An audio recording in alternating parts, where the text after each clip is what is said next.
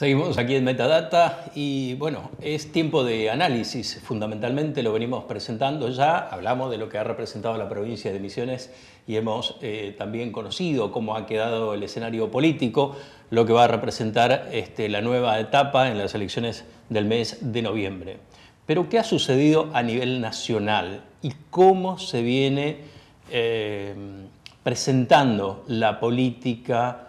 ¿Cómo podemos decodificar básicamente el escenario político en la República Argentina, los mensajes, cómo están transmitiendo en definitiva nuestros gobernantes esos mensajes a la ciudadanía? Un poco de todo eso vamos a hablar con el psicólogo que nos va a acompañar en esta oportunidad y le vamos a dar la bienvenida a Joaquín Huelbach. ¿Qué tal, Joaquín? Gracias por venir. Muy bien, gracias por invitarme. Bueno, un gusto y decíamos, tratar de descodificar esta política nuestra a nivel nacional, que me parece que mucha gente no entiende ese mensaje que se le está acercando. ¿Es así? Claro, o sea, primero, ¿cuál sería el mensaje que la gente tiene que entender, no? Sí. Primero, porque antes de preguntarnos si la gente puede o no entender el mensaje, primero tenemos que preguntarnos si la política está dando un mensaje coherente.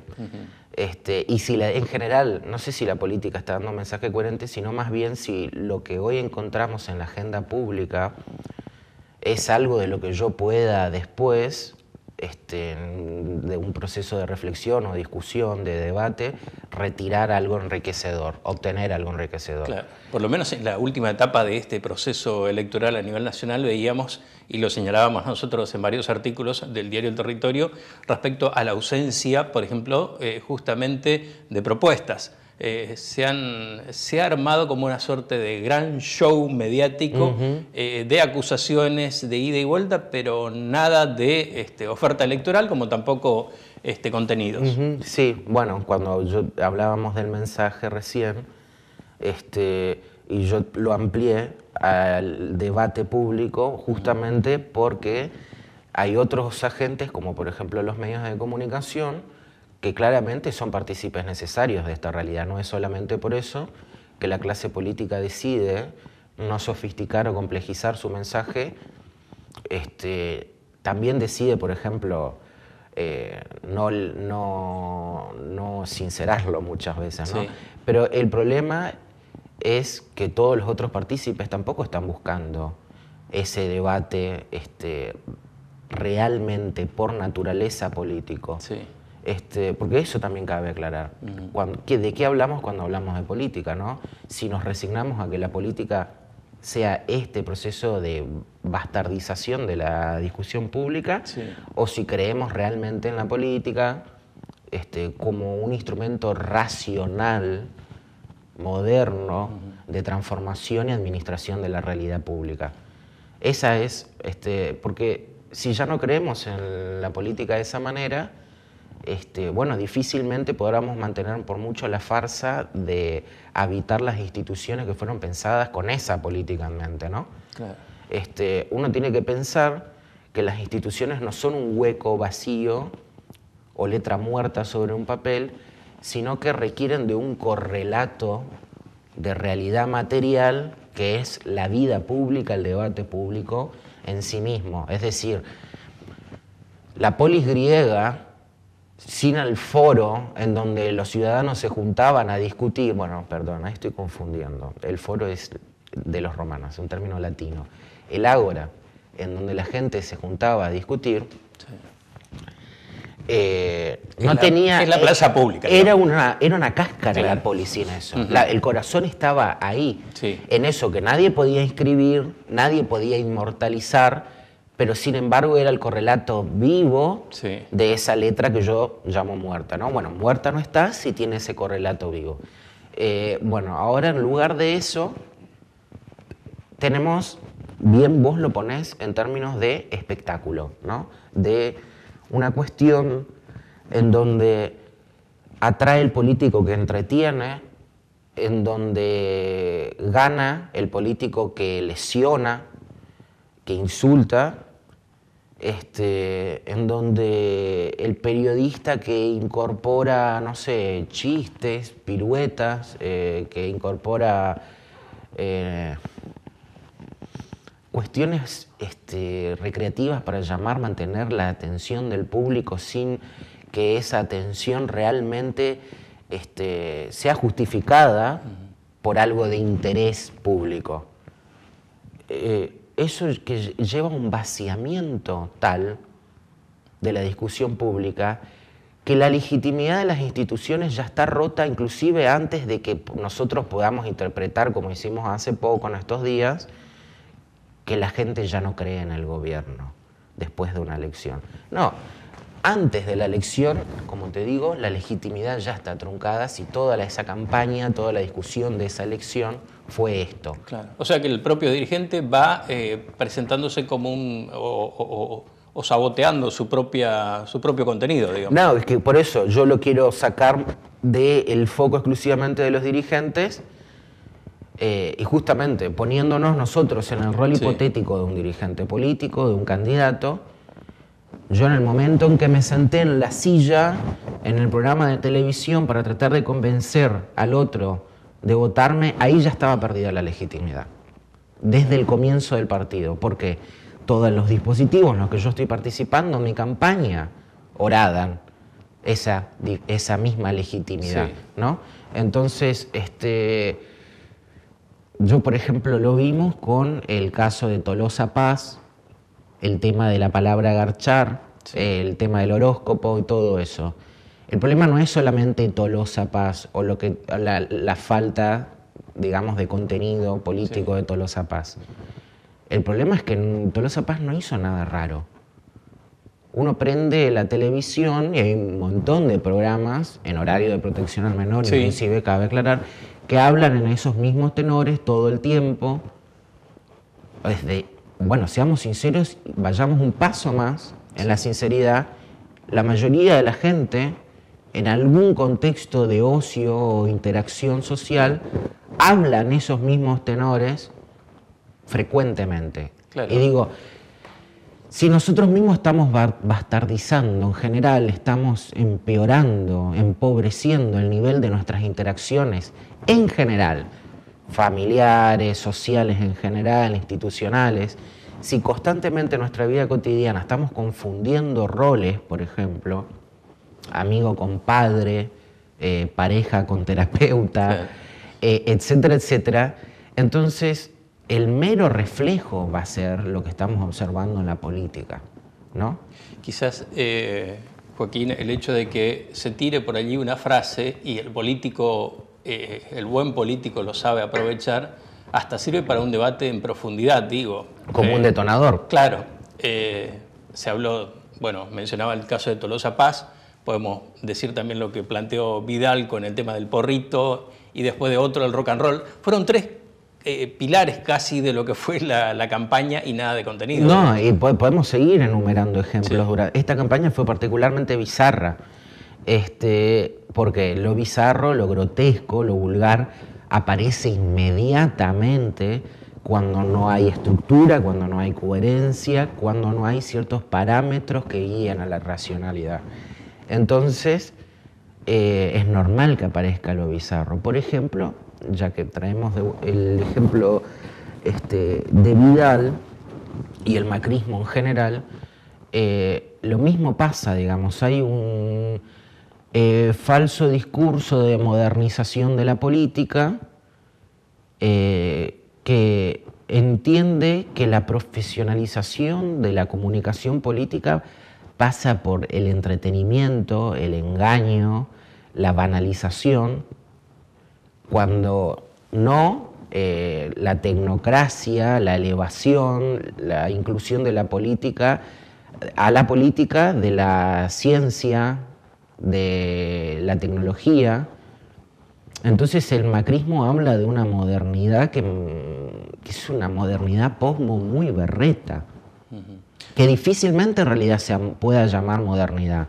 Es más bien, tiene varias características que son retrógradas, profundamente retrógradas y anacrónicas. Entonces, en ambos lados, si se quiere, yo igual no soy muy fanático de esta interpretación de los ambos lados o de los dos lados. Más bien veo distintas expresiones políticas de la misma, como te digo, decadencia cultural e intelectual generalizada. Pero en ambos lados veo una realidad que de la política efectiva que terminan haciendo, no solo que no coincide, sino que es contradictoria con su propio discurso, ¿no? Y ante este escenario que se presenta, digo, contenidos, muy pocos contenidos, vaciamiento en todo caso, esto hace que actuemos de manera muy pendular en el momento de ir a votar, porque no se entiende por qué, por ejemplo, pasó este fenómeno de haber votado todos en contra en su momento de esta franja amarilla, si se quiere, e ir a llevarlo a Alberto Fernández como presidente. Ahora un cambio brusco. ¿Qué pasó en el medio? Yo no sé si veo algo tanto pendular, porque también tiene que ver con esto que te decía recién, que yo me resisto a la interpretación de los dos lados, porque incluso veo que las figuras que tradicionalmente proponen o construyen un marketing en torno a proponer la moderación en la Argentina, también son truchas, también son berretas. Entonces, y muchas veces pasa ahí, fuera de la supuesta grieta, hay microfenómenos políticos en donde yo veo las mismas falencias que en estos supuestos dos grandes polos, ¿no? ¿Lo metemos ahí a Milei, por ejemplo? Sí, puedo hablar de Milei como un fenómeno reciente, pero puedo hablar de Elisa Carrió como un fenómeno tradicional de la política argentina.